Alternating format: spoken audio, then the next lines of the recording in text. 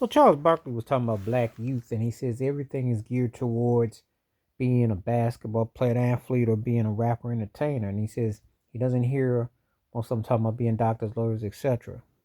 Well, he ain't lying. It's just that in America, they promoted black success through entertainment and through sports. That's the pilot, that's the plantation mindset because they don't think that they matter, that you matter beyond entertaining. That's what they do.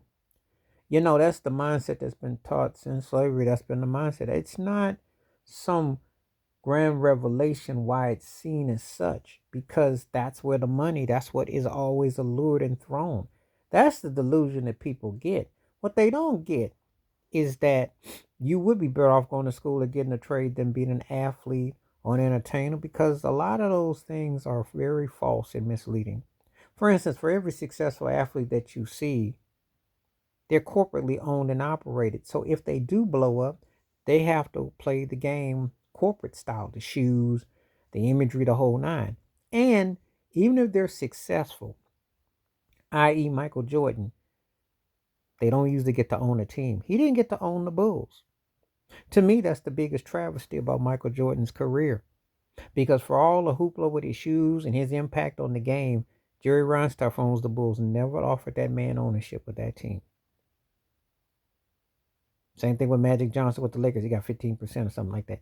I'm talking about some real ownership. See, and we get tired of talking about playing and making the money. I'm talking about being in the money, being an owner, general manager, being a partner.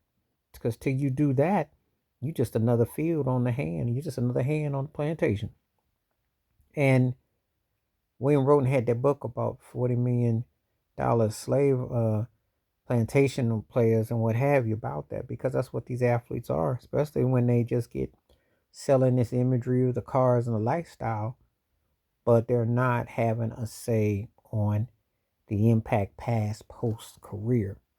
And also what it does is that it sells with the rappers, and that's all that's being sold. Not even teaching about music anymore, about learning the craft or really putting the work in. It's all about this lifestyle, this agenda that's always being sold and shoveled down.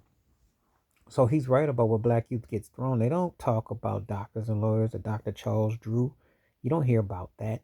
You know, you get sold a particular lifestyle. It's not, you don't get talked about Thurgood Marshall enough. You don't get talked about people that really were scholars and people who stood for things. It's always about get the bag, get the bag, get the bag, get the bag. It's the same old thing that's regurgitated. You know, they'll tell you more about Sexy Red or Cardi B than they will tell you about Shirley Chisholm. Just telling you the truth. You don't learn about ancestors of people or learn about a trade. Learn about something that can benefit you. Learn how to be entrepreneur, finding yourself, not being hustled by a system that's all tied to one big old plantation, which is pretty much tied to the same thing. That's what they do. They tie you to this industry. Anyway, please like, subscribe, welcome thoughts, comments, and I do respond. Thank you. Wash your hands. Keep your mind clear. Watch out for another shit review if you like. And please hit that membership, because when you do the videos you request, I get them back to you. And also, stay safe, stay blessed, stay full, stay ready, stay awake. I'm back. Peace one time.